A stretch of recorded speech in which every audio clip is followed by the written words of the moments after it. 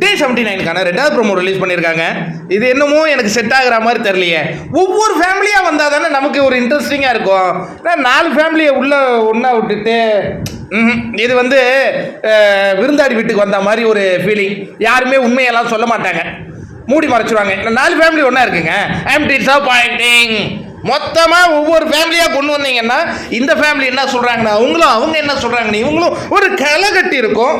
ஆக மொத்தம் இந்த சீசன் எங்களுக்கு டிசப்பாயின்ட் பண்ணுறதே இந்த கிரியேட்டிவ் டீமுக்கு வேலையாக போச்சு. கமல்ஜி, நீங்கள் தான் கேட்டு சொல்லணும். சரி, இதில் என்னையா இருக்குது? அதில் இந்த ப்ரோமோவில் பூர்ணிமாவுடைய அம்மாவை அவங்க யாருடைய அம்மா யாருக்கு என்ன தெரியுது, ஏதோ விசித்ரா அம்மாட்ட வந்து சொல்கிறாங்க, நீங்கள் எதுவும் இது பண்ணாதீங்க, கஷ்டப்படாதீங்க அப்படிங்கிற மாதிரி. எனக்கு தெரிஞ்சு அது பூர்ணிமாவோட அம்மாவும் தான் நினைக்கிறேன்.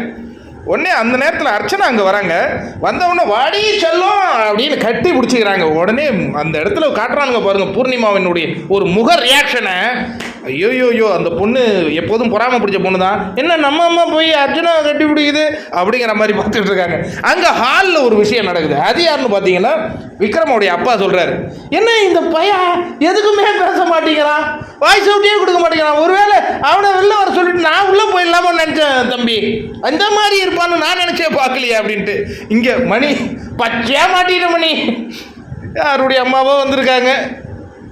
அவங்க கஞ்சாடியிலே காட்டுறாங்க, நல்லா ஓசி அனிமூன் வந்த மாதிரி இருக்குங்கடா, லவ்வர் பார்க்கா.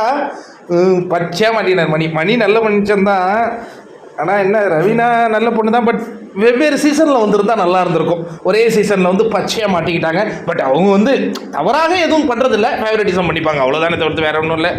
என்னங்க இந்த மாதிரி வந்துகிட்டு இருக்கு ப்ரொமோஸு. டேய், கொஞ்சம் எதனா கொஞ்சம் கலர்ஃபுல் கொடுங்கடா. இந்த 4 பேட்சும் வந்து அமைதியாக போயிடுச்சு போல இருக்குது. ஏன்னா 2வது ப்ரோமோவும் பரபரப்பாக இல்லை. நீங்கள் என்ன நினைக்கிறீங்க?